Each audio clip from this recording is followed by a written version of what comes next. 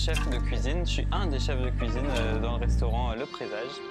Et ce restaurant qui a cette particularité de cuisiner à l'énergie solaire. Le Présage, c'est un restaurant, un projet de restauration systémique et écologique qui fonctionne à l'énergie solaire et qui a pour but de régénérer les corps et l'environnement.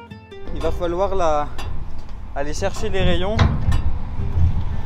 plus ou moins loin. À la base, il y a Pierre-André qui est ingénieur et qui est fondateur de ce projet et qui a donc eu l'idée de développer en fait de passer à l'action pour changer le monde, notamment en faisant de la restauration, c'est ce qu'il aimait faire, et en se disant on peut utiliser des produits locaux et de saison, ça disons que c'est le minimum pour faire de la restauration responsable, mais pourquoi pas utiliser aussi l'énergie locale et de saison. Donc il se trouvait qu'à Marseille, sa région d'origine, le soleil était assez abondant pour vouloir mettre ça en pratique. Et c'est ce qu'on a fait ici. La technologie qu'on utilise, c'est la concentration solaire. Et le miroir qui s'appelle un miroir de Schaeffler, qui est donc conçu par des Allemands, Schaeffler. Et nous, on a développé le principe de fourneau solaire, c'est-à-dire qu'on récolte la lumière à l'aide de ce miroir et on l'a fait arriver sous une plaque en fonte qui est en fait notre fourneau qui nous permet de cuisiner. Donc de poser poêles et casseroles sur cette plaque et de cuire, tout simplement. Par exemple, plus je me déplace sur le bord de la plaque, plus on a une température faible. Et plus je vais vers le centre, plus la température est élevée. On a aussi un four qui nous a été prêté par un chypriote et qui est à laisser dans notre cuisine et qui fonctionne aussi par concentration solaire, mais lui c'est une enceinte fermée et du coup on met à cuire les aliments comme dans un four classique, mais sauf que c'est une autre source d'énergie. Alors en tant que chef, ça change la vie de cuisiner au solaire, surtout quand on a une sensibilité écologique, puisque ce qu'on fait a beaucoup plus de sens d'un seul coup. Et c'est aussi quelque chose de plus sensible, puisqu'on est obligé de faire en fonction des éléments et de la météo. Et du coup, il faut être assez connecté et c'est un challenge toujours intéressant. Oui, mais quoi qu'il arrive, je pense que c'est aussi bien de prendre conscience que quoi qu'il arrive, on n'est pas seul en fait. Et on ne fait pas toujours ce qu'on veut.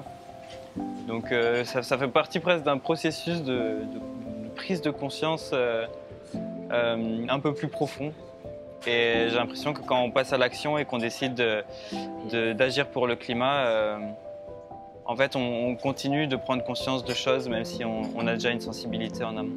Agir, c'est la meilleure façon de faire passer ses idées.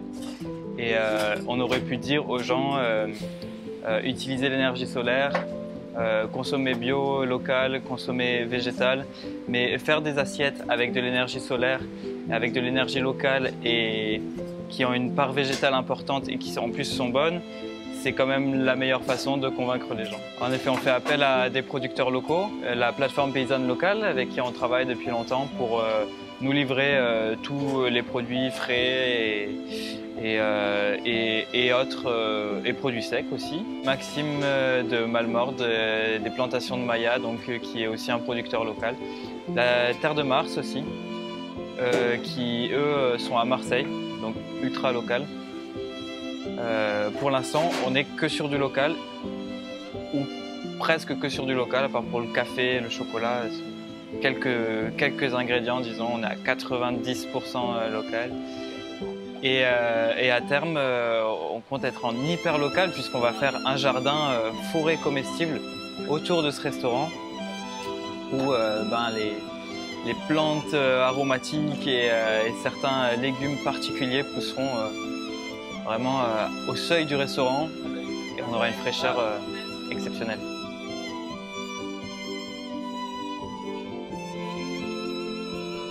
La cueillette sauvage, ça nous ressemble puisque c'est aussi une manière de révéler l'abondance qui est autour de nous. C'est-à-dire qu'on n'a pas besoin d'aller chercher très loin notre énergie et notre nourriture, Et je pense que avec un petit peu de connaissances, on peut trouver des millions de choses à manger juste à nos pieds. Mange avec d'autres salades, par exemple, c'est génial. Tu vois, ça apporte un côté poivré en fait au plat. En plus, nous, on n'utilise pas du tout de poivre dans nos plats, donc c'est mieux. Un peu piquant en fait même. Tu peux en faire des pestos aussi. Ah, c'est un terrain vague, mais il est plein de comestibles, quoi. Donc à terme, ça sera un jardin plutôt nourricier. Là, on l'a pas du tout entretenu, mais bon, il devrait avoir une forme de jardin pour l'avenir. Oui, alors il faut qu'il soit pas forcément bio, mais au moins en transition bio ou en biodynamie ou raisonné. C'est-à-dire qu'on ne va pas aller vers des producteurs dits conventionnels. On va aller vers des producteurs qui font les choses bien. C'est-à-dire, par exemple, Maxime n'utilise aucune traction thermique et ne touche pas du tout à ses sols. Mais zéro pesticides, zéro engrais chimiques. Et il n'utilise pas de tracteur, et il laboure pas son sol. Ce qui fait qu'il a des produits exceptionnels. Bon, il travaille beaucoup, mais il a des produits de vraiment très bonne qualité. Et voilà, ça nous semble évident d'aller vers ce type d'agriculture si on veut espérer un futur plus désirable. Disons que ça simplifie beaucoup le travail d'avoir des produits de grande qualité. C'est-à-dire que une fois qu'on a reçu un produit qu'on sait être de très bonne qualité, on n'a pas grand-chose à faire en fait. Et ouais, une simple cuisson, une simple découpe suffira. On n'aura pas besoin de faire beaucoup d'efforts pour le sublimer. Donc pour nous, c'est forcément gagnant. Après, voilà,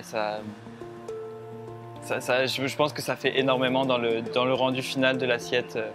On n'a presque pas de mérite, quoi. Quand on a des bons agriculteurs en tant que cuisinier, c'est facile. On est sur une cuisine principalement végétale, en grande partie végétale, c'est-à-dire qu'on inverse un petit peu la perception de l'assiette, où c'est pas la viande ou le plat carné qui est au centre de l'assiette, mais c'est le végétal.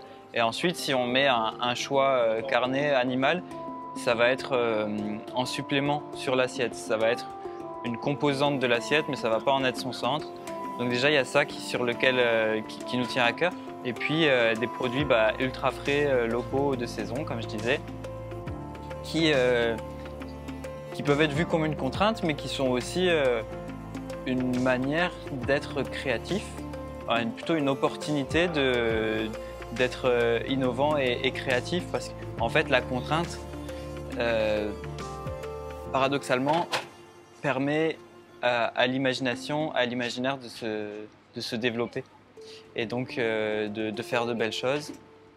Donc voilà, une cuisine très intuitive, une cuisine bonne, saine, de fait. À l'avenir, en fait, on compte construire un restaurant en dur, puisque là, actuellement, on est dans un container maritime qu'on a transformé en cuisine. Et là-bas, il y a la salle qui se trouve dans le jardin, qui est en fait une terrasse dans l'herbe, quoi. À terme, ce qu'on aimerait prochainement, c'est construire un restaurant avec un jardin bioclimatique qui soit un système qui fonctionne ensemble. Donc ce restaurant serait un restaurant bioclimatique qu'on n'aurait pas besoin de chauffer en hiver, de rafraîchir en été, et dont l'eau d'évacuation serait purifiée par des plantes, donc de la phytoépuration, et alimenterait un jardin. Et ce jardin même alimente le restaurant avec des produits frais d'une extrême qualité. Moi, ça m'apporte, en fait, moi, je me sens comblé dans ce projet, et j'ai vraiment l'impression j'ai la sensation que ce que je fais a du sens, et donc c'est très épanouissant.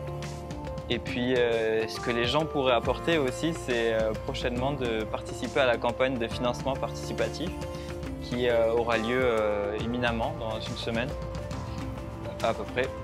Et donc, vous pourrez devenir actionnaire du Présage prochaine. Il y a une phrase que j'aime bien, c'est